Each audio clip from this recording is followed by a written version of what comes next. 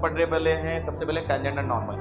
तो जैसे कि एओडी सबसे लास्ट में आप मैक्सिमा मिनिमम, अगर आप इसमें क्वेश्चन को वो पॉइंट पर आप टेंजेंट नॉर्मल दिख रहे हो, क्या वो कर्व पर भी है?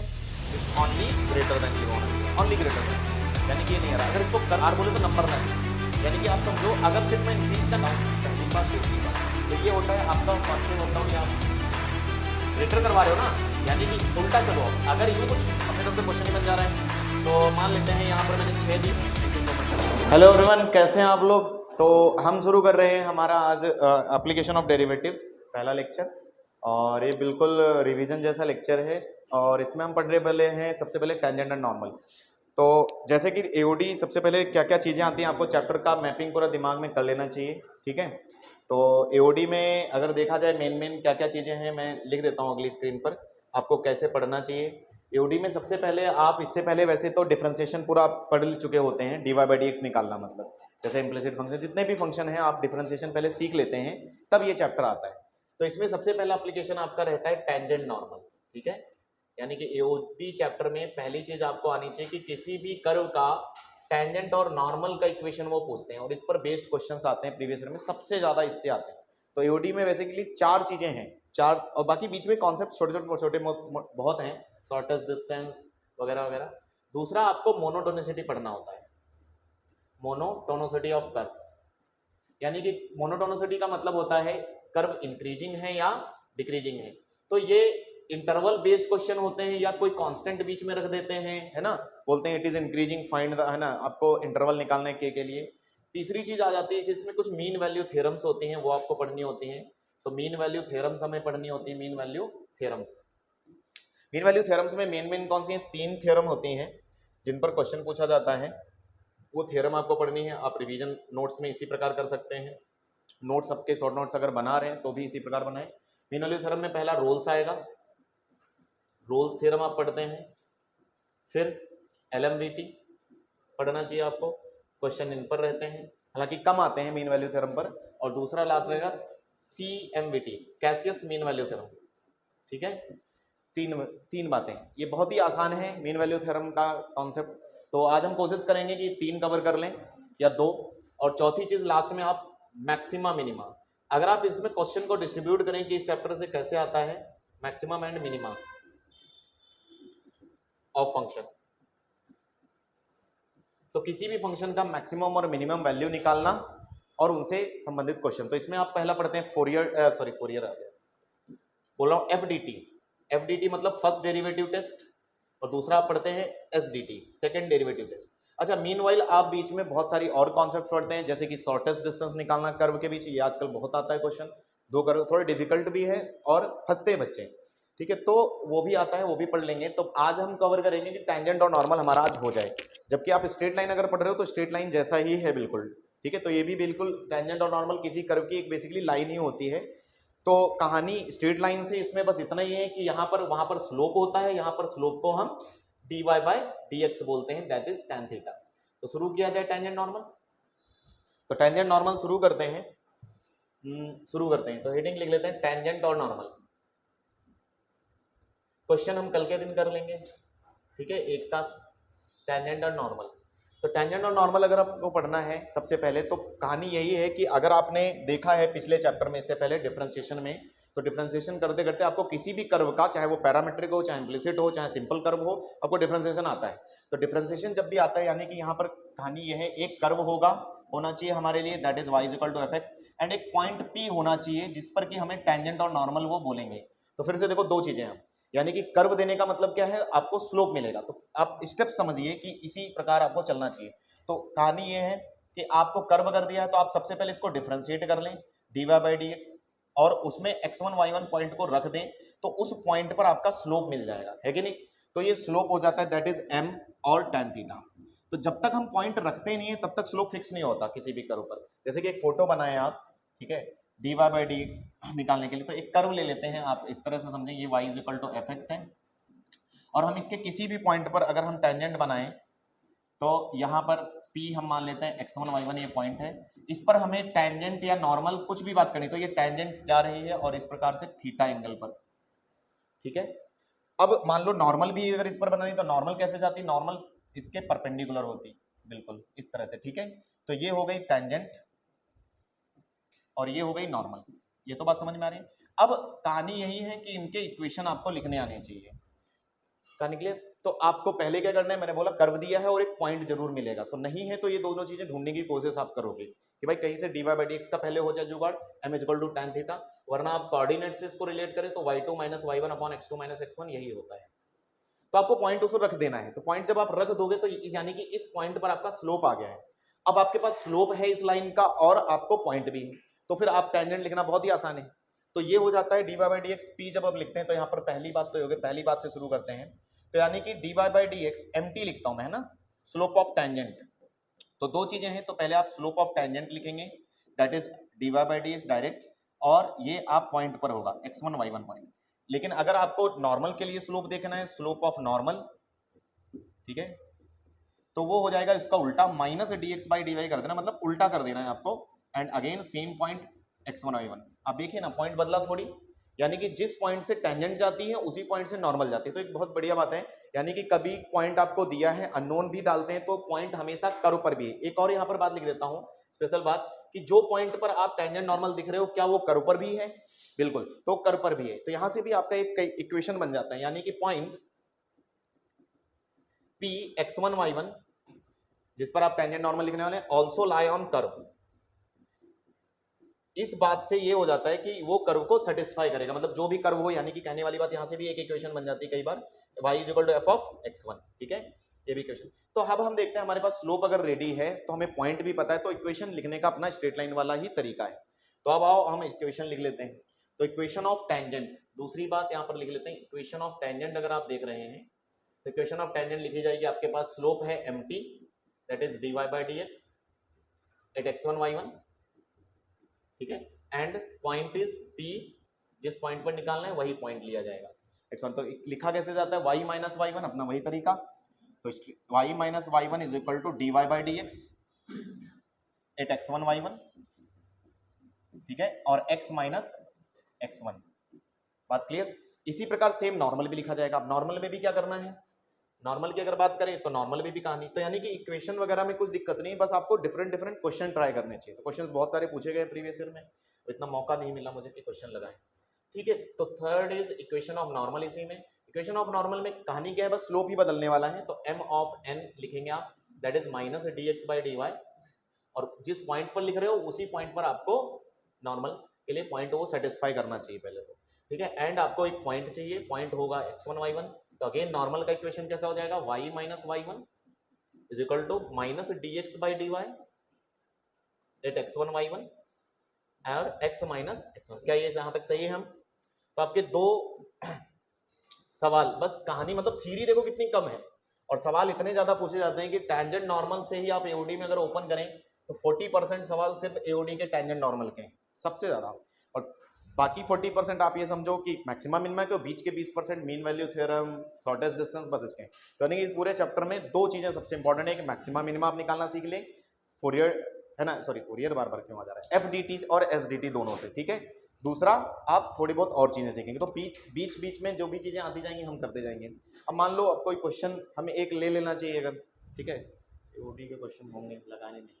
चलो अच्छा, दूसरी बात मोनोटोनिसिटी पर ही आ जाए, एक बार रिवाइज ही कर लेते हैं आज जल्दी जल्दी फटाफट। तो मोनोटोनिसिटी, इसके बाद हम चौथी चीज पर आ जाते हैं, हमारा चौथा पॉइंट मोनोटोनिसिटी। अब मोनोटोनिसिटी का क्या मतलब होता है कि कोई भी कर्व इंक्रीजिंग है या डिक्रीजिंग है या क्या है या कांस्टेंट है, क्योंकि कोई भी कर्व तीन प्रकार से कुछ भी हो सकता है, या तो कर्व इंक्रीज करेगा, अब इंक्रीजिंग में भी दो बातें होती हैं, तो स्ट्रिक्टली इंक्रीजिंग या सिर्फ इंक्रीजिंग बोलते हैं वो, दूसरा डिक्रीजिंग या स्ट्रिक्टली डिक्रीजिंग, और एक होता है कांस्टेंट। तो यानी कि टोटल 4-5 बातें। तो मोनोटोनिसिटी कंबाइंड एक वर्ड है, यानी कि मोनोटोनिसिटी अगर बोल दिया किसी ने, कई बार ऑप्शन में आता है मोनोटोनिक कर्व। मोनोटोनिक मतलब होता है इंक्रीज भी कर रहा है, डिक्रीज भी हो सकता है, ठीक है, वरना तो वो सिर्फ अगर इंक्रीज कर रहा है तो आगे चला जाएगा। चलिए अच्छा, तो यानी कि मोनोटोनिसिटी का मतलब होता है आप इंक्रीजिंग और डिक्रीजिंग चेक करना चाहते हैं किसी भी कर्व को कि ये है या नहीं है। अच्छा, इंक्रीजिंग डिक्रीजिंग का यूज क्या है, हमें कैसे पता चलेगा, और क्वेश्चन कैसे आएंगे इस पर? तो क्वेश्चन बहुत सिंपल आएंगे, हाँ बिल्कुल। कर्व एक हमें दे देंगे, बोलेंगे find the interval of increase, ये तो simple question. Find the interval of decrease, है ना, कि वो इंटरवल बताइए कि ये डिक्रीज करे, तो curve y equal to fx में होगा। तो सिंपल सी बात है, कैसे चेक करेंगे, इसको आप ऐसे समझिए कि मोनोटोनसी मतलब हमें कैसे पता चलेगा कि कर्व पूरा इंक्रीजिंग है या कर्व पूरा डिक्रीजिंग है। तो इसमें शुरुआत करें हम तो पहले इंक्रीजिंग से शुरू करेंगे। तो अगर हम माने हमारा कर्व इंक्रीजिंग रखना है तो क्या होना चाहिए, इंक्रीजिंग। तो इंक्रीजिंग बोलने का मतलब होता है कोई भी कर्व आपका y = fx जैसा होता है। तो इन सारे पूरे मोनोटोनिसिटी के लिए आपको स्टेप वही फॉलो करने हैं, y को आप dy/dx करें, ठीक है, dy/dx जो भी आ जाए। अब ठीक है, इसको कैसा होता है, अब मान लीजिए इसमें कई तरह वैरायटी ऑफ क्वेश्चंस हैं, कई बार आपका डायरेक्ट नहीं दिखता ये पॉजिटिव है या नेगेटिव है। तो जैसे कि dy/dx अगर इंक्रीज करना है, सिर्फ इंक्रीज के लिए > 0 लगता है, यानी कि कोई कर्व हम अगर बोलेंगे इंक्रीज कर रहा है उसका मतलब ये dy/dx उसका 0 से बड़ा होना चाहिए, यानी कि पॉजिटिव होना चाहिए। लेकिन अगर यहीं पर मैं बोल दूं स्ट्रिक्टली इंक्रीज करवाना है, स्ट्रिक्टली इंक्रीजिंग, तो आपका क्या करोगे, तो आपका होना चाहिए कि dy/dx या फिर f'(x) है ना, आपका ओनली > 0 होना चाहिए, ओनली > 0, यानी कि ये नहीं आ रहा। अगर इसको कर्व फोटो बनाकर आप समझें तो फोटो बनाकर कुछ इस प्रकार से होता है, इसका फोटो इधर बना सकते हैं, ये स्ट्रिक्टली इंक्रीज कर रहा है मतलब इस प्रकार से जाना चाहिए कर्व, ठीक है, मतलब बीच में कहीं नहीं। और सिर्फ इंक्रीजिंग का फोटो आप ऐसा बना सकते हैं कि थोड़ी देर के लिए इंक्रीज भी किया, थोड़ी देर के लिए इंक्रीज करेगा और मान लो ऐसे कुछ ऐसा फोटो आ सकता है, ठीक है। देखिए है कर इंक्रीज ही रहा है लेकिन थोड़ी देर के लिए बीच में कांस्टेंट भी हो। अब इसको दूसरे फोटो से समझे तो आप ये समझ गए, तो यहां से एक इनइक्वालिटी बनती है और थोड़ा बहुत आपको इनइक्वालिटी आना चाहिए सॉल्व करना, बस इंक्रीजिंग डिक्रीजिंग आपका हो जाता है। चलिए जैसे इंक्रीजिंग डिक्रीजिंग का एक फोटो बना देते हैं कंबाइंड वे में। आप ऐसे समझें कि कर्व है कुछ इस प्रकार से, ये गया और ये गया। अच्छा इसमें इंटरवल बेस्ड भी होता है कि अगर इंटरवल में पता करना हो तो बहुत चीजें आ जाती हैं। जैसे मान लो कोई कर्व बाउंड कर दिया गया ए से बी में, यहाँ से मैक्सिमम मिनिमा भी हमें इंक्रीजिंग डिक्रीजिंग से मैक्सिमम मिनिमा भी बताया जाता है। मैक्सिमम मिनिमा इन इंटरवल, जब भी आपको इंटरवल में मैक्सिमम मिनिमा बताना तो इंक्रीजिंग डिक्रीजिंग से भी मैक्सिमम मिनिमा निकल सकता है। कैसे, देखिए ये मिटा दो,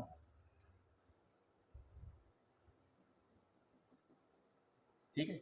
अब आप देखें इस पर स्लोप डालना या टेंजेंट डाल के देखें तो कहानी यही है, अगर मैं टेंजेंट डालूं तो ये इस प्रकार से आएगी, यहां पर टेंजेंट डालें तो कुछ इस प्रकार से दिखेगी कि नहीं, वो तो क्रॉस करती हुई दिख रही है लेकिन थोड़ा इस तरह से, और इधर डालेंगे तो इस तरह से दिखेगी। पूरी कहानी में अगर आप ध्यान से देखें तो इसका थीटा मतलब क्या होता है, यहाँ पर tan थीटा एक्यूट, मतलब जब भी आप स्ट्रेट लाइन में अगर आपने पढ़ा हो थोड़ा बहुत तो आपने ये देखा होगा कि दो प्रकार की लाइनें होती हैं, एक ऐसे जाने वाली लाइन और एक होती है ऐसे वाली लाइन। समझ में आ रहा है, दोनों में बहुत फर्क है। और एक होती है सीधा वर्टिकल, ठीक है, या हॉरिजॉन्टल। इसमें फर्क ये है कि इसका m जो है पॉजिटिव है, यानी कि tan थीटा पॉजिटिव है क्योंकि एक्यूट एंगल बन रहा है ना, ये थीटा छोटा सा है, और tan थीटा जब भी 0 से π/2 में तो पॉजिटिव ही होता है।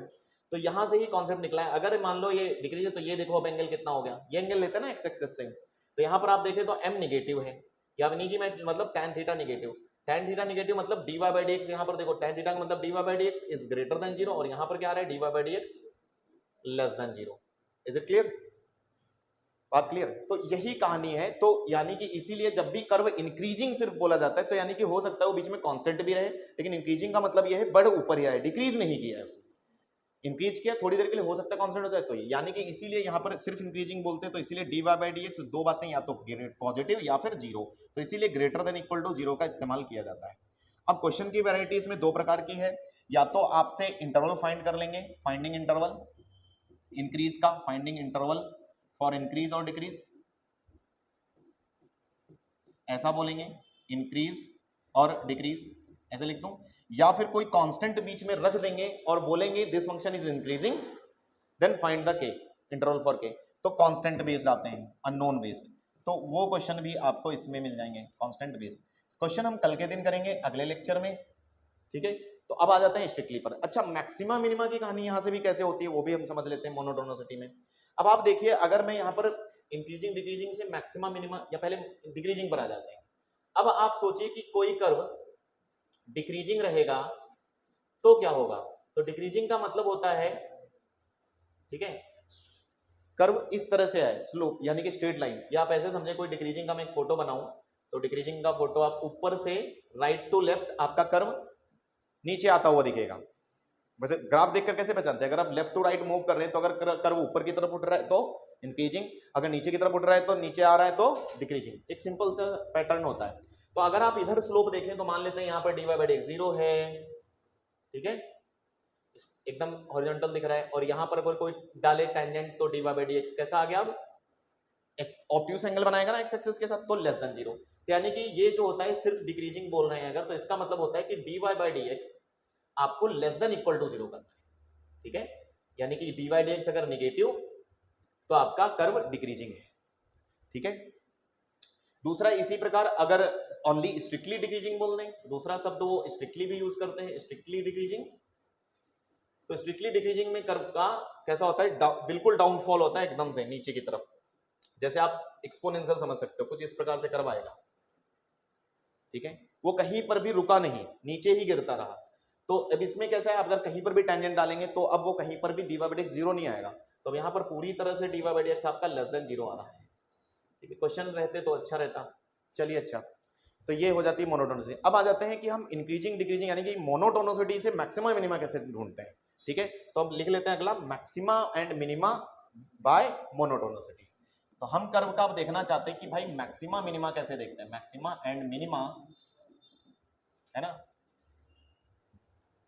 एंड मोनोटोनिसिटी, यानी कि दोनों में आपस में एक संबंध भी है थोड़ा सा, वैसे तो अलग अलग पढ़ते ही हम मोनोटोनिसिटी, और x इसमें इंटरवल देंगे, वो a से b में हम मान लेते हैं इंटरवल है, तो पांचवी बात है। तो आप इसको फोटो को बनाकर देखेंगे तभी समझ में आ जाएगा, ठीक है। तो इसमें ये कैसा होता है, मान लो कर्व कोई दे दिया है, ठीक है, और आपको पता चल गया कि इंक्रीजिंग है या डिक्रीजिंग है, तो मान लीजिए पहला पैटर्न लेते हैं, इफ fx इज इंक्रीजिंग, पहला है मान लेते हैं हमारा fx इंक्रीजिंग है, ठीक है, क्योंकि आपको इंटरवल में देखना पड़ेगा। अच्छा ये एक और खास बात है, जितने में वो बोले, कैलकुलस में ये होता है जितने में वो बोल रहे हैं उतने में ही आपको देखना है, समझ में आया? जैसे a और b में बोल रहे हैं यानी कि x उतना ही लेना है आपको। तो जैसे x अगर a से b में अगर आपका फंक्शन मान लो इंक्रीजिंग है तो कुछ इस प्रकार से हो सकता था, ठीक है, और a पॉइंट ये रहा और ये b रहा। अच्छा अगर आप देखें यहाँ पर फंक्शन इंक्रीजिंग ही बनाया गया है, तो यहाँ पर वैल्यू होगी f ऑफ b, यहाँ पर वैल्यू होगी f ऑफ a, ठीक है। तो आप ही बताइए अगर कोई कर्व स्ट्रिक्टली इंक्रीजिंग है, ठीक है, क्लोज लिया है, तो यहाँ पर इसको फंक्शन हमें लगाना है। तो अगर मैं बोलूँ f इंक्रीजिंग है, यह एक तरीके से आप समझो किसी भी फंक्शन को इनइक्वालिटी में अप्लाई करना या रिमूव करना, ठीक है। तो अगर फंक्शन इंक्रीजिंग है तो fx अगर आप इस पर लगाएं तो इनइक्वालिटी बदलेगी नहीं, f a को भी जाएगा और b को भी जाएगा। अब तुम्हें पता ही होगा कि ये चीज रेंज जैसा लिखा जाता है ना, ये रेंज भी एक तरीके से, यानी कि इंक्रीजिंग डिक्रीजिंग का ऐसा नहीं है कि सिर्फ इंक्रीजिंग, काम बहुत आता है ये। तो ये वैल्यू हो जाती है फंक्शन की मिनिमम या मैक्सिमम, मिनिमम होती है, यानी कि ये लिखा है f मिनिमम और ये लिखा है f मैक्सिमम। यानी कि देखिए अगर आपको इंटरवल दिया है, अगर आपको पता लगा इसमें इंक्रीजिंग डिक्रीजिंग है, तो आप डायरेक्ट मैक्सिमा मिनिमा पर भी डायरेक्ट बता सकते हैं। और वैसे भी मैंने इंटरवल बेस्ड में आपको क्या बताया था कि मैक्सिमा मिनिमा निकालना हो तो हमेशा बाउंड्री पर जरूर वैल्यू चेक करो। एक तो होता है dy बाई dx निकालो, वो तो क्रिटिकल पॉइंट आता है, वहां तो आपको मैक्सिमा या मिनिमा मिलता ही है हर हाल में, लेकिन बाउंड्री पर भी अगर इंटरवल दिया है तो बाउंड्री पर भी चेक करना जरूरी है। अगर इसका उल्टा ले लेते हैं, मान लेते हैं हमारा कर्व डिक्रीजिंग होता तो डिक्रीजिंग fx, तो डिक्रीजिंग fx होता तो डिक्रीजिंग का फोटो एक बना लेते हैं, डिक्रीजिंग का फोटो कुछ इस प्रकार आता फिर, है कि नहीं, इंटरवल अगेन a यहां b यहां, ठीक है, f ऑफ a यहां f ऑफ b यहां। तो अब आप देखें तो देखो पहले a पर मिनिमम था और b पर मैक्सिमम था एज इट इज, अब क्या हुआ a पर मिनिमम है और b पर मैक्सिमम है। तो कहानी यह है कि अगर इफ a यहां पर लिखेंगे if x lies close a to b and f decreasing, ठीक है, मान लो जो x दिया है और आपको बदल गया f इज डिक्रीजिंग, है ना, पूरे डिक्रीज कर रहा है, तो अगर आप f इसको लगाएंगे तो fx जब लगाएंगे तो आपस में इंटरचेंज कर जाएगा, ठीक है, fb पहले आएगा तो लाइज fb से लेकर fa तक, ये बात सही है। तो अब आपकी मैक्सिमम मिनिमम वैल्यू बदल गई है, शुरुआत में मिनिमम यही रहता है, तो ये रहा मिनिमम वैल्यू और ये रहा मैक्सिमम, ठीक है। तो आपकी मोनोटोनिसिटी की कहानी हो जाती है पूरी, और मैक्सिमा मिनिमा भी हम ऐसे देख लेते हैं। और बाकी इंटरवल बेस्ड तो आपको कुछ करना नहीं है, मान लो इंटरवल ऑफ इंक्रीज बोल रहे हैं और ये सब चीजें, तो मैक्सिमम आपको लेबनिट्ज बहुत बार इसमें यूज करवाते हैं इंक्रीजिंग डिक्रीजिंग में। जैसे एक क्वेश्चन ले लेते हैं, मान लो एक क्वेश्चन में आपसे पूछ रहा हूं कि fx है ना इज इक्वल टू 1 से लेकर x t-1 t-2, पुराना जेई का क्वेश्चन ऐसे ही था, t माइनस 3 dt, और आपसे बोल रहे हैं फाइंड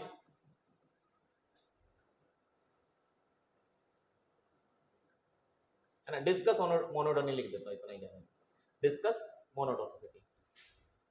इसके बारे में बताइए कहां पर क्या है मोनोटोनिसिटी, ठीक है, या इंटरवल फाइंड करिए। तो फंक्शन दे दिया, बेसिकली वो इंटरवल जानना चाहता है कि भाई क्या है इंटरवल। तो आपको सबसे पहले कोई भी मोनोटोनिसिटी हो, चाहे मतलब मैक्सिमम मिनिमा की बात करनी हो, जो भी हो, आपका सबसे पहला, और आपको पता है f(x) का मतलब है d/dx, और लेबनिट्ज का फॉर्म है, न्यूटन लेबनिट्ज है ना, t-1 t-2 और t-3 dt। तो आपका क्या होगा, लेबनिट्ज की तरह से ही हो जाएगा x-1 x-2 और x-3, क्लियर है। और फिर x का 1 और माइनस, जब अब 1 करेंगे 1 का डेरिवेटिव 0, कांस्टेंट होने के पीछे 0 हो गया, तो f(x) आपका ये आ गया। अभी हमें नहीं पता ये इंक्रीज है या डिक्रीज है, तो उसने डिस्कस मोनोटोनिसिटी का है। तो हम क्या करते हैं, इसके लिए d/dx के लिए हम एक काम करते हैं, नंबर लाइन पर भी इसको लगा सकते हैं। नंबर लाइन पर लगा दें, नंबर लाइन पर लगा सकते हैं। यहां पर हम भर रहे हैं कौन, f(x) के लिए नंबर लाइन लगाया है, अब लिख सकते हैं, यानी कि d/dx। यहीं से आपका देखो यही क्या बोलते हैं, फर्स्ट डेरिवेटिव टेस्ट भी हो जाता है यहीं पर, है ना, अभी डिस्कस करते हैं वो भी। तो आपके पॉइंट क्या क्या रहे, क्रिटिकल पॉइंट 1, दूसरा 2 और दूसरा 3, ठीक है। तो f(x) के लिए आप साइन लगाना शुरू करेंगे, पहला पॉजिटिव, पॉजिटिव से शुरू हो रहे हैं, तो पॉजिटिव और माइनस प्लस माइनस, क्या ऐसे ही होगा, ठीक है। अब इसका कहने का मतलब क्या, आप ध्यान से सुने, ये f(x) के लिए, यानी कि f(x) 3 के बाद पॉजिटिव है, दैट मीन्स इंक्रीजिंग है, यानी कि 3 जैसे ही x को 3 के बाहर बाद कुछ भी वैल्यू रखोगे, 4 5 6 10 जितना भी रखते जाओ इन्फिनिटी तक, फंक्शन अब निगेटिव नहीं होगा, यानी कि f(x) अब पॉजिटिव ही है, दैट मीन्स इतने इंटरवल में इंक्रीजिंग है, और इतने में क्या हुआ, f(x) डिक्रीजिंग, फिर यहां पर इंक्रीजिंग, फिर यहां डिक्रीजिंग। तो अगर आप इसमें इंटरवल लिखना चाहें कि ये कहां इंक्रीज करे, तो मैं इंक्रीजिंग का इंटरवल लिख देता हूं। इंक्रीजिंग का इंटरवल क्या आएगा, x लाइज कहां से कहां तक इंक्रीजिंग है, पहले ये देन आगे, तो आप लिखेंगे 1 से 2 यूनियन 3 से इन्फिनिटी, ठीक है। इक्वल टू भी लगा सकते हैं, तो मैं नहीं लगा रहा हूं, वो तुम देख लेना स्ट्रिक्टली बोल रहा है या सिर्फ इंक्रीजिंग बोल रहा है, तो क्लोज भी लेंगे आप, ठीक है, ये पॉइंट पर क्लोज हो सकेगा। दूसरा, अगर मान लो मैं डिक्रीजिंग का पूछूं तुमसे कि तो डिक्रीजिंग का मतलब होता है f(x) का निगेटिव होना, तो निगेटिव किस इंटरवल में हो रहा है, एक ये और इधर पीछे, तो ये आप गया interval x lies minus infinity से 1 यूनियन 2 से 3। अब दूसरी चीज आप देखो, इन दोनों को जोड़कर पूरा r मिल रहा है, r बोले तो नंबर लाइन, यानी कि आप समझो अगर सिर्फ मैं इंक्रीज का निकाला था, डिक्रीज का ऑटोमेटिक आ जाता है, जो इंक्रीज जहां इंक्रीज नहीं कर रहा वहां डिक्रीज कर रहा होगा या फिर कांस्टेंट होगा, ठीक है। तो ये आपका बेसिक हो जाता है इंक्रीजिंग डिक्रीजिंग इंटरवल फाइंड करने वाला। अब मान लो मैं कहीं कांस्टेंट रख देता यहाँ पर, ठीक है, कांस्टेंट रख के, या मैं बोल देता कि ये फंक्शन इंक्रीज कर रहा है, पहले बोल ही देता, यहाँ पर बोला उन्होंने डिस्कस मोनोटोनिसिटी, यहाँ कुछ नहीं बोला, इंक्रीज है डिक्रीज है, तो हमने अपने आप हिसाब सॉल्व किया। अब अगर मान लो वो फंक्शन देकर एक कांस्टेंट बीच में कोई फंक्शन में लगा देते हैं, बोल देते हैं इट इज इंक्रीजिंग, तो इंक्रीजिंग के लिए क्या d/dx करेंगे, उसका सिंपल कांस्टेंट को रहने दो उसमें, ठीक है। जैसे आप करना चाहो तो एक कोई क्वेश्चन, हालांकि अब अपनी तरफ से लेंगे तो मे भी फैक्टर होना हो, जैसे मान लेते हैं मैं f(x) ही लेता हूं डायरेक्ट, कोई कर्व रहा होगा क्यूबिक और f(x) लिया है x² माइनस 5x, रहने दो, वैसे बनेगा नहीं, चलो क्वेश्चन बाद में देख लेंगे। तो ये आपकी अब हम आते हैं कि मोनोटोनिसिटी जो हमने f(x) किया, इंक्रीजिंग डिक्रीजिंग हो गया, उसके बाद इसका हम मैक्सिमम मिनिमम में इसका कैसे यूज कर सकते हैं, हमें कैसे पता चलेगा कि फंक्शन कहां पर मैक्सिमम है कैसे मिनिमम है, उसके लिए आपको दो चीजें पढ़नी पड़ती हैं, ठीक है। आप यहां से समझने का प्रयास करें, इसके लिए आप पहले कॉनकेव अप और डाउन समझें। तो कॉनकेव अप डाउन का कॉन्सेप्ट आता है यहाँ पर, कॉनकेव अप एक लिखते हैं और यहाँ पर दूसरा इसका अपोजिट कॉनकेव डाउन, क्योंकि यहीं से सबसे पहले आपने समझना शुरू किया कि मैक्सिमम मिनिमम का कॉन्सेप्ट। कॉनकेव अप का मतलब क्या होता है, आप फिजिक्स में भी पढ़ते हो बहुत जगह, कॉनकेव लेंस कैसे रहता है, कॉन्वेक्स लेंस, कॉनकेव, है ना। कॉनकेव का मतलब होता है, कॉनकेव अप मतलब ऊपर की तरफ ऐसे बना हुआ टोकरी जैसा, ठीक है, एक टोकरी जैसा फोटो, ये उल्टा, ठीक है। तो आप ऐसे फोटो बना लें, तो ये कर्व है, अगर y = fx हम मान रहे हैं, तो कहीं तो नंबर लाइन होगी x, यहाँ कहीं मान लेते हैं x, और इसी प्रकार इधर भी x रहेगी नंबर लाइन या x एक्सिस। अब ध्यान से देखें तो कॉनकेव अप में क्या हो रहा है, इस पॉइंट पर है ना, पैराबोला जैसे इस पॉइंट पर मिनिमा है, दिख ही रहा है, डायरेक्ट मिनिमा दिख रहा है, यानी कि कोई पॉइंट होगा मिनिमा पॉइंट, ठीक है। तो मान लेते हैं x = क्या ले लें, a ले लें, इसी प्रकार इधर भी x = a कंसीडर कर लेता हूं, दैट इज ये मैक्सिमा दिख रहा है ना सबको, x = a, अब दिख ही रहा है, फोटो से ही दिख रहा है, अब इसको समझना बहुत डिफिकल्ट नहीं है।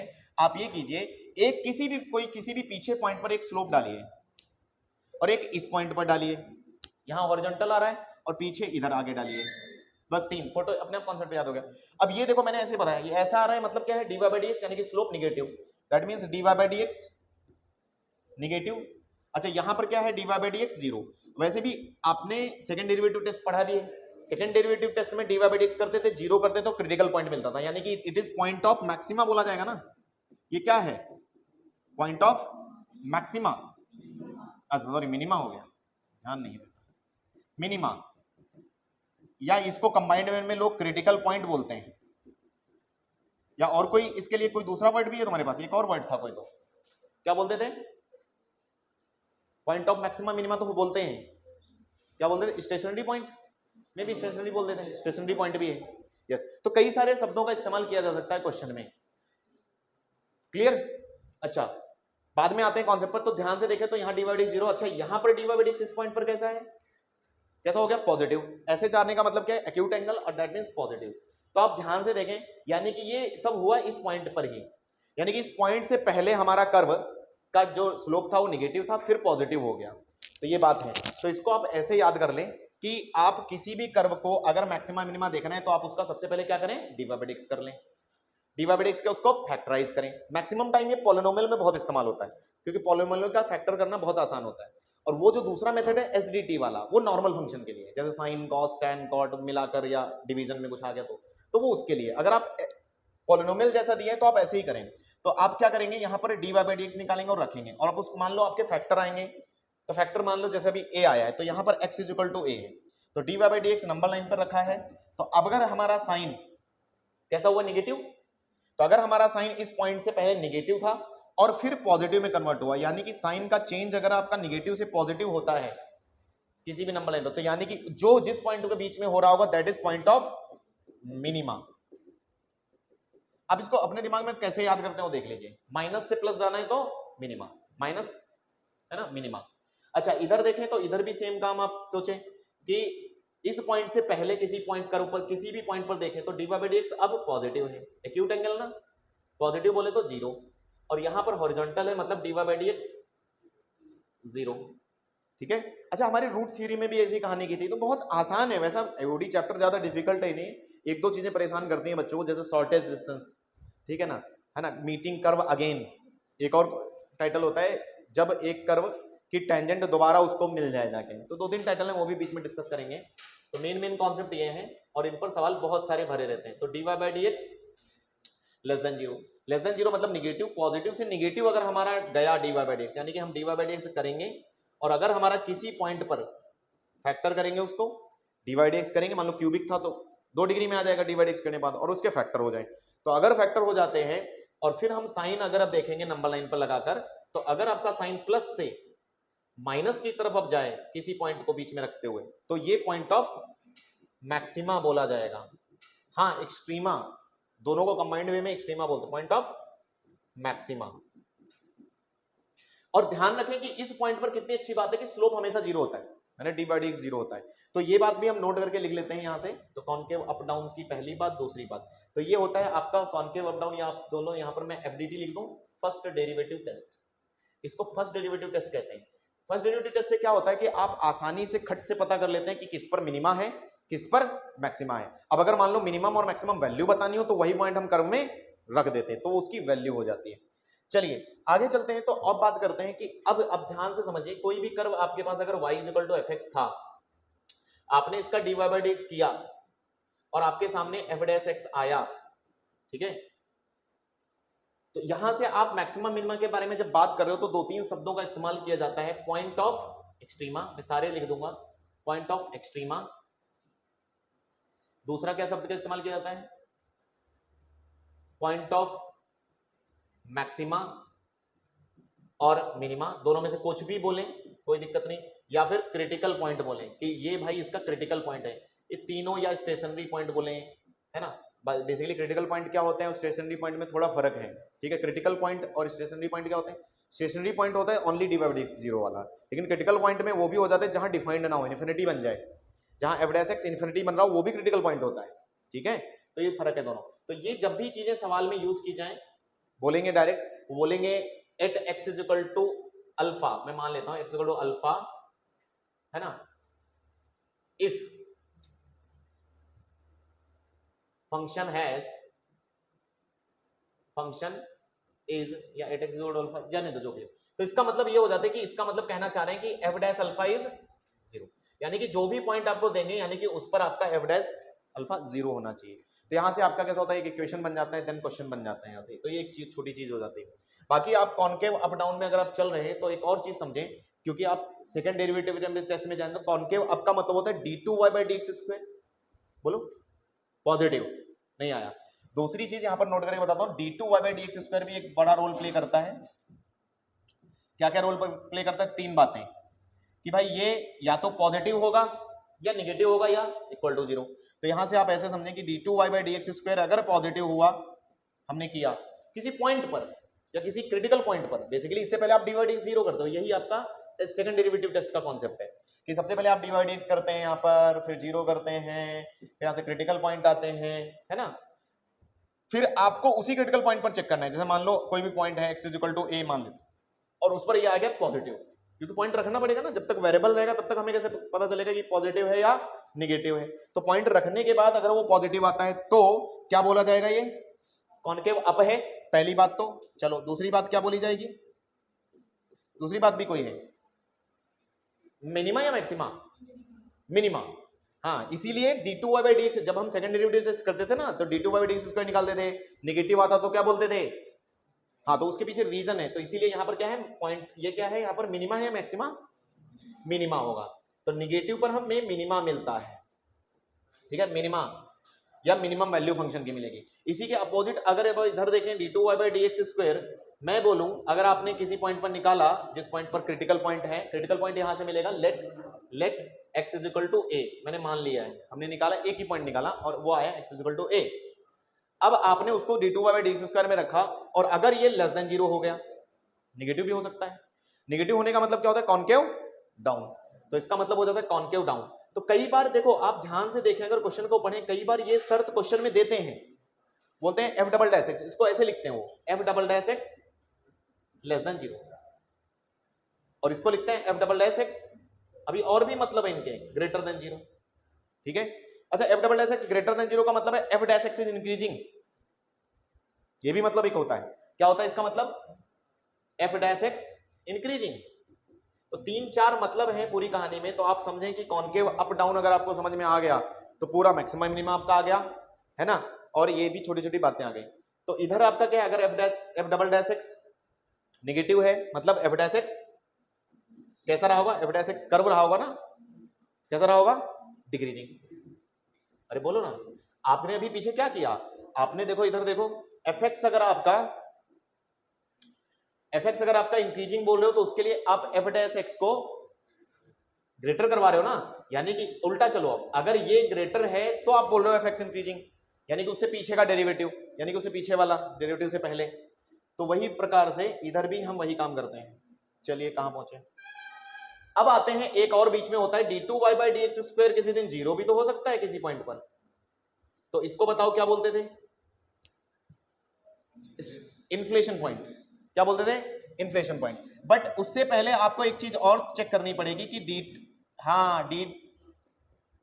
कि उसी पॉइंट पर d3y/dx³ नॉट इक्वल टू 0 होना चाहिए, तब कंफर्म होता था। मतलब पता तो चल ही जाता है कि इस पर इन्फ्लेशन होगा, इस पर ना मैक्सिमा है ना मिनिमा है, बट इस पर कुछ तो है। और इन्फ्लेशन पॉइंट क्या होता है, जहां पर कर्व अपना मोनोटोनिक बिहेवियर चेंज करता है। क्या लिखा है मैंने, कुछ गड़बड़ है क्या, वो भी 0 नहीं आएगा।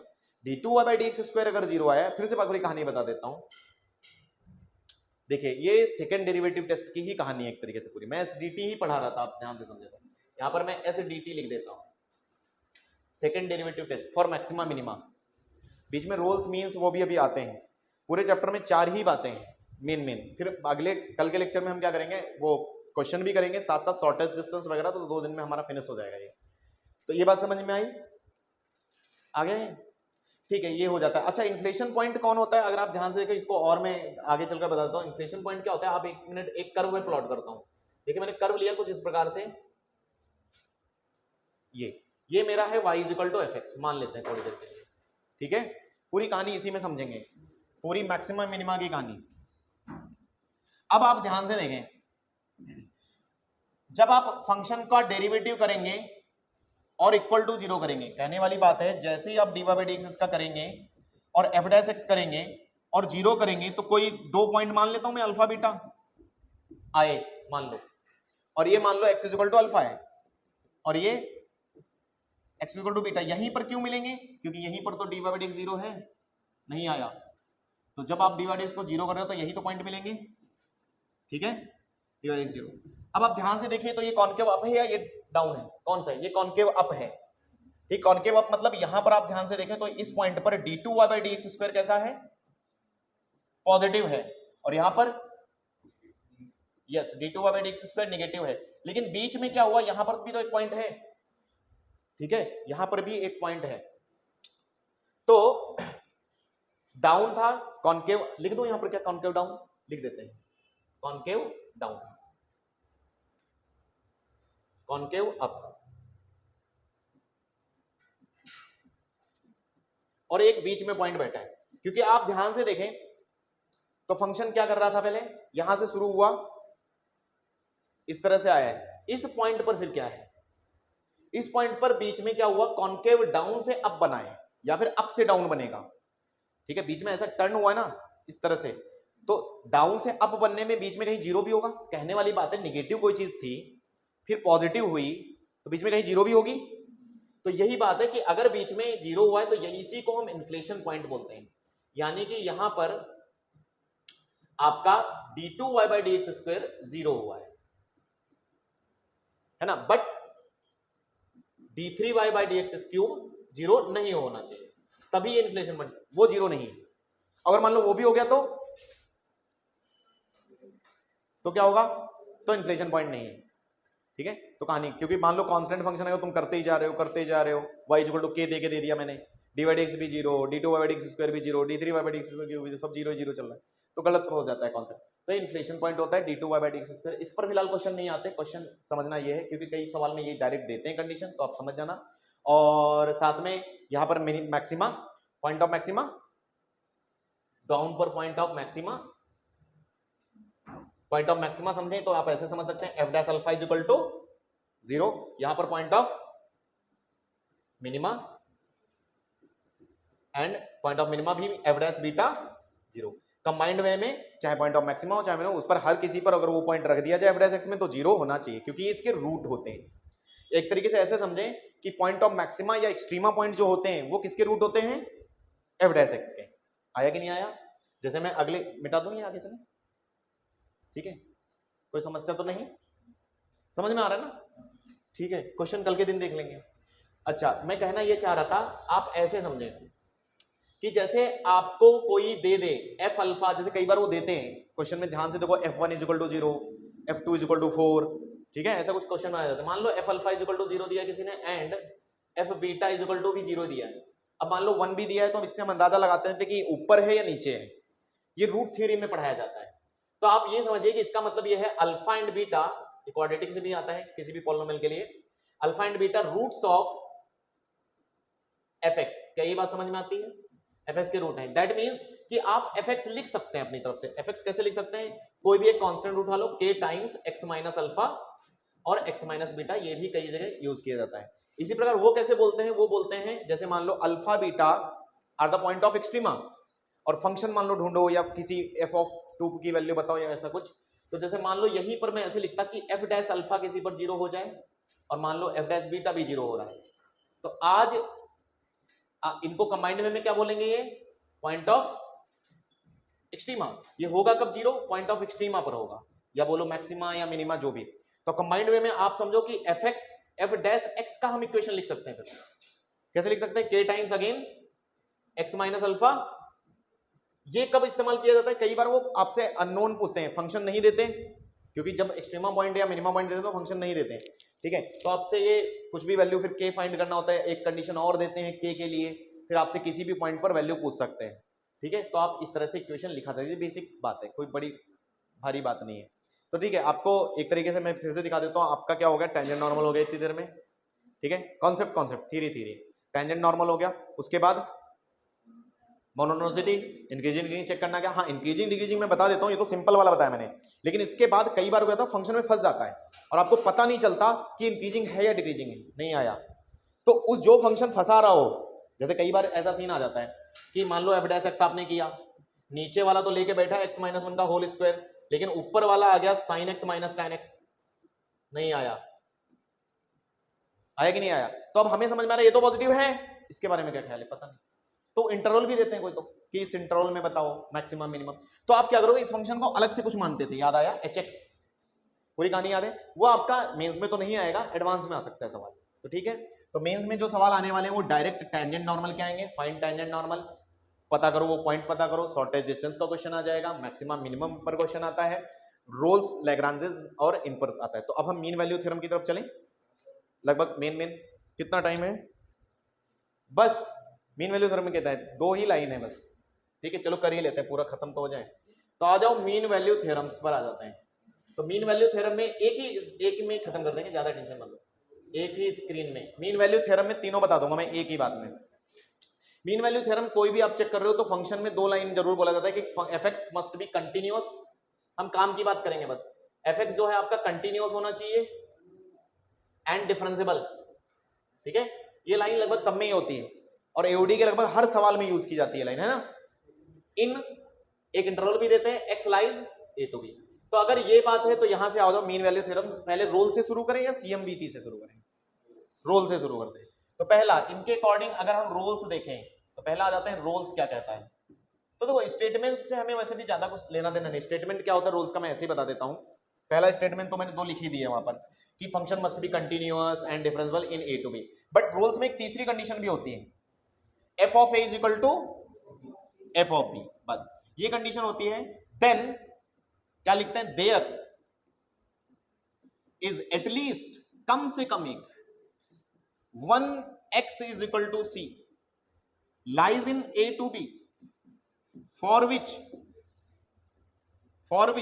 f dash c क्या रहना चाहिए, इक्वल टू 0, पक्का ना, इक्वल टू 0, यस, फोटो से समझ लेंगे अगली स्क्रीन में अगर देखना है तो आओ इसे में ये काम f dash c, अब ये आया कहां से था, ये आया था अब देखें तो LMVT से, कहानी उल्टी उन्होंने चलाई, बच्चों को बहुत कंफ्यूज किया जाता है, ये आया था LMVT से, लैग्रांजेस मीन वैल्यू थ्योरम, इन्होंने क्या कहा, इन्होंने उन दोनों स्टेटमेंट को बदल दिया एक में, इन्होंने कहा हम f of a f of b नहीं चेक करते, मान लो हमें नहीं पता बराबर है या नहीं, तो उन्होंने कहा तो हम डायरेक्ट बोल रहे हैं कि f dash c किसी भी इंटरवल में अगर कोई फंक्शन कंटिन्यूअस है डिफरेंशिएबल है इसमें, तो f dash c की हम डायरेक्ट वैल्यू देंगे fb माइनस fa। अच्छा ऐसा कोई तीर नहीं मारा इन लोगों ने, समझ में आया कि ये थ्योरम मैंने देकर खाली बिल में टाइम पास है, ये y2 minus y1 upon x2 minus x1 लिखा है, ये स्लोप ही तो लिखा है किसी पॉइंट पर, क्या है स्लोप है, सेम इसी प्रकार CMVT ने थोड़ा अच्छा है क्योंकि वो 2 फंक्शन की बात की उसने क्या कहा, इधर देख लें, तो कैसियस मीन वैल्यू थ्योरम, इस पर भी एक क्वेश्चन आपका पूछा गया है और आज तक कैसा इन पर ज्यादा क्वेश्चन पूछे नहीं जाते, क्वेश्चन कैसे आते हैं उस पर भी बता देता हूं क्वेश्चन। तो CMVT में उन्होंने कहा 2 फंक्शन लिए है ना, when fx and gx, 2 function की बात करूंगा मैं, gx और सेम लाइन, यहां पर gx भी पढ़ा सकते हो आप, कंटिन्यूअस लिख देते हैं, चलो कंटिन्यूअस एंड डिफरेंशिएबल अगर हैं ये तो बोलते हैं, और x लाइज और उनका इंटरवल उसने सेम लिया, तो क्वेश्चन में पहचान ये है 2 फंक्शन दिए हो इंटरवल एक ही दिया हो, ठीक है, सवाल हम कल के दिन करेंगे, बहुत बेहतरीन सवाल है इन पर, ऐसा नहीं है कि सवाल खराब है, तो इस पर अगर है तो उन्होंने बोला कि एक काम करते हैं फिर, तो f डैश x, उसने डायरेक्ट बोला f डैश x को फिर मैं क्या, मैं fb माइनस fa लिख सकता हूं, बोलो divide by b minus a, अरे स्लोप ही तो है, इसको फोटो से देखेंगे तो अभी समझ में आ जाएगा। इसी प्रकार उसने g डैश x भी लिखा कि g डैश x भी किसी पॉइंट पर कैसे लिखा जा सकता है, gb minus ga divide by b minus a, इसको अगर आप फोटो से समझे, कहना ये चाह रहे थे कि कोई भी फंक्शन है, आप ऐसे समझे, ऐसे फंक्शन लिया और किसी a और b इंटरवल में अगर आप बात कर रहे हैं, ठीक है, y is equal to fx है, ठीक है, तो आप ही बताइए अगर मैं ऐसे मिला दूं, इसको मिला दूं लाइन, तो ये स्लोप दे देगी ना, यानी कि इसके पॉइंट के कोऑर्डिनेट देखो मिल रहे हैं, इस पॉइंट के कोऑर्डिनेट क्या है, b कॉमा fb, इसके कोऑर्डिनेट बोलिए a कॉमा fa, एक मिनट, यहां पर क्या है f डैश x क्या, अरे टेंजेंट, तो f डैश x से मतलब ये कोई बीच में पॉइंट मिला ना, लेट्स सी सी मान लें, बीच में लाई कर रहा है, तो वही कहानी है, यहां से इसका प्रूफ हो जाता है। तो दोनों पैरेलल हैं क्या? पैरेलल हैं। तो यही वजह है पैरेलल में आप बोलते हो ना स्लोप बराबर, बोलते हो, तो उधर उसका स्लोप क्या लिखूं मैं? एफ डैश सी लिखूं, सी पॉइंट पर है तो सी स्लोप। और इधर कैसे लिखेंगे? कोऑर्डिनेट से, y2 माइनस y1। तो यहीं से पूरी कहानी शुरू हुई। आप समझो, थ्योरम वेरम कुछ नहीं है, आप वो सब लैंग्वेज में मत फंसा करो, कहानी को समझा करो बस। तो कहानी ये सेम जीएक्स के लिए उसने कर लिया ऐसा। तो ये आपका पूरा हो गया मीन वैल्यू थ्योरम। अब क्वेश्चन कैसे पूछे जाते हैं? क्वेश्चन जैसे रोल से शुरू किया जाए, तो रोल्स पर क्वेश्चन कैसे पूछे जाते हैं? या तो वो दो प्रकार के हो सकता है, वो आपसे सी निकलवा लें, या वो आपसे बोले कि इसमें रोल्स लग रहा है या नहीं लग रहा है, कंडीशन चेक करवाएं। तो आपको 3 कंडीशन चेक करनी पड़ती है। कौन कौन सी? पहला कंटिन्यूटी, डिफरेंशिएबिलिटी एंड फिर f of a f of b. अगर ये तीनों पास हो गई कंडीशन, ये बोर्ड में आता है बहुत सवाल, सब्जेक्टिव टाइप है ना, पूरा लिखना पड़ता है रूल्स का स्टेटमेंट, पहली लाइन 3 ऐसे लिखना। पहला फंक्शन इज कंटिन्यूअस। अब कई फंक्शन अगर आपने कंटिन्यूटी डिफरेंशिएबिलिटी ढंग से पढ़ा है तो कई फंक्शन देख के ही समझ में आता है कंटिन्यूअस है। जैसे पॉलिनोमियल कंटिन्यूअस होता है, tan x कंटिन्यूअस है, बहुत सारे लिखवाए हैं मैंने फंक्शन ऐसे कैटेगरी करके। तो ये फंक्शन कंटिन्यूअस है तो कोई टेंशन ही नहीं है, तो कंटिन्यूअस होते हैं, डिफरेंशिएबल भी हो जाते हैं। फिर f of a f of b check करके दिखा दो उसको बस। अब मान लो उसने बोल दिया कि Rolle's theorem is applied to this, then find the c. कई बार वो सी पूछते हैं, तो सी के लिए क्या करना है? आपकी 2 शर्तें होती हैं। एक तो एफ डैश सी लगाकर 0 कर दो, मतलब फंक्शन जो दिया उसका डिफरेंशिएट कीजिए, वो पॉइंट उसमें रख दीजिए और 0 कीजिए, उसमें कांस्टेंट रहते हैं बीच में, कोई कांस्टेंट बेस्ड क्वेश्चन पूछा जा सकता है, ठीक है। या तो दूसरा सी निकालने का क्वेश्चन, तो ऐसी कहानी हो जाती है। और इन पर क्वेश्चन अगर इस पर देखें तो इस पर भी सेम वो 2,6 करके दे सकते हैं। जैसे एक क्वेश्चन बहुत फेवरेट मुझे याद भी है, एफ डैश एक्स दिया है, एक जी डैश एक्स, एक जी एक्स दिया था, एक इंटरवल दिया था, तो 2 से 6 उन्होंने वैल्यूज दे रखी थी। F2 की वैल्यू उसी पर, या कोई भी इंटरवल ले लो उस पर वैल्यू वो जरूर देते हैं। जैसे एक बात ध्यान रखना, कोई मेनली पहचानना आपको इसको आना चाहिए। कोई भी इंटरवल दिया है 1 से 2 मान लो दिया इंटरवल, जैसे मैं क्या कहना चाह रहा हूँ, आओ देखिए। जैसे एग्जांपल में क्या कहना चाह रहा हूँ, मान लो मैंने कोई फंक्शन दिया और मैं एक्स लाइज 1 से 2 में बात कर रहा हूँ। क्वेश्चन कैसे बनता है? तो आपको कहीं ना कहीं चुपके से F1 देंगे, वो कुछ देंगे, कहीं से चुपके से आपको F2 भी देंगे, फिर आपसे कुछ पूछ सकते हैं। या फिर दूसरा इसी प्रकार 2 फंक्शन की बात कर रहे हैं, अगर मान लो दूसरा भी लगा दिया, एंड ऑल्सो जीएक्स भी सी में दिया है, इंटरवल सेम रखा, मतलब सीएमवीटी, एक क्वेश्चन पूछा गया ऐसा, तो इसमें क्या करें? G1 भी देंगे वो आपको और G2 भी देंगे। फिर उन्होंने शायद क्वेश्चन पूछा था, रेशियो पूछा था कि G डैश सी या GC, नहीं G डैश सी, हाँ, then G dash c is equal to K times, अगर मान लो F डैश सी है तो फाइंड द रेशियो। तो मान लो मैं वैल्यू दे दूं कुछ अपनी तरफ से, क्वेश्चन ही बन जा रहा है। तो मान लेते हैं यहाँ पर मैंने 6 दिया वैल्यू, क्वेश्चन ही है, यहाँ 2 दिया, यहाँ 4 दिया, यहाँ 1 दिया, एंड मैंने बोला फाइंड के, और बाकी सब मैंने पहले ही बोल दिया कि ये कंटिन्यूअस है, ये डिफरेंशिएबल है, ये सब ये है, और 2 फंक्शन दिए।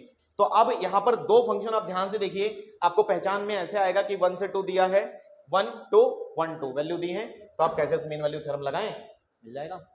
जी डैश सी कैसे लिखेंगे? डायरेक्ट जी डैश सी कैसे लिखेंगे? G2 minus G1 divide by, है ना, बस वो लिख लेंगे। के मिल जाएगा कि नहीं मिल जाएगा? बीच में के मिल जाएगा, ठीक है। तो इतनी कहानी है। तो कल के दिन हम शॉर्टेस्ट डिस्टेंस कर लेते हैं। थक गए हो तुम लोग ज़्यादा, ठीक है, तो थोड़ा तुम लोग बोलो, लेक्चर थोड़े कम किए जाएं, है ना, पता चले IIT पहुंचने से पहले इधर ही निपट गए, है ना, पढ़ते पढ़ते, है ना, सही है कि नहीं भाई? चलिए फिर मिलते हैं कल क्वेश्चन के साथ। थोड़ा अपने आप भी पढ़ के आओ। इन शॉर्ट कहानी मैंने समझाई, आप शॉर्ट नोट्स इसी प्रकार बनाएं, जितनी जितनी इंपॉर्टेंट बातें हैं वो आप लिख लें। प्रीवियस ईयर को बिल्कुल रेफर करें। प्रीवियस ईयर में कई बार क्वेश्चन ऐसे वैसे, मैंने स्ट्रेट लाइन पढ़ाने वाला था, बहुत सारे ऐसे क्वेश्चन मुझे मिले जो नहीं कराए, अलग टाइप के हैं, जिनमें आपको थोड़ा थिंक करना पड़ेगा, तो कई बार फंसाते हैं वो क्वेश्चन। तो आप एक बार प्रीवियस ईयर बढ़िया से देख करके काम हो जाएगा। तो ठीक है, तो यहाँ तक आपने पूरा देखा कि हमने लगभग कम ही समय में पूरा लगभग चैप्टर रिवाइज करने की कोशिश की। बहुत सारे कॉन्सेप्ट हैं, अभी छोटे छोटे कॉन्सेप्ट और हैं, कई लोग कमेंट में कहीं ये ना बोलें कि सर ने ये नहीं छोड़ दिया। तो मैक्सिमम मिनिमम मेन चीजें अगर हमने देखें तो हमने कवर की हैं, बाकी की हम कल अगले लेक्चर में करेंगे, और विद प्रीवियस ईयर क्वेश्चन भी करेंगे, जेई और जेई एडवांस के भी। तो आई होप आपको मेन कॉन्सेप्ट समझ में आया, क्योंकि सारे कॉन्सेप्ट इंटर रिलेटेड है, टैंजेंट नॉर्मल से लेकर पूरा कॉन्केव अप डाउन और सेकंड डेरिवेटिव टेस्ट तक पूरा। तो आप मोनोटोनिसिटी, टैंजेंट नॉर्मल ये पूरा कर लीजिए। जैसा कि मैंने बताया, टैंजेंट नॉर्मल सबसे ज़्यादा इंपॉर्टेंट है, और देन मैक्सिमम मिनिमम। अगर आप एओडी में बाकी सब नहीं भी समझ में आ रहा है आपको, तो ये 2 चीज़ जरूर कर लीजिए, क्योंकि यहीं से मैक्सिमम चांस है आपका क्वेश्चन फंस ही जाएगा कोई, ठीक है। तो मिलते हैं अगले लेक्चर में, ठीक है, तब तक के लिए थैंक यू, देखते रहिए।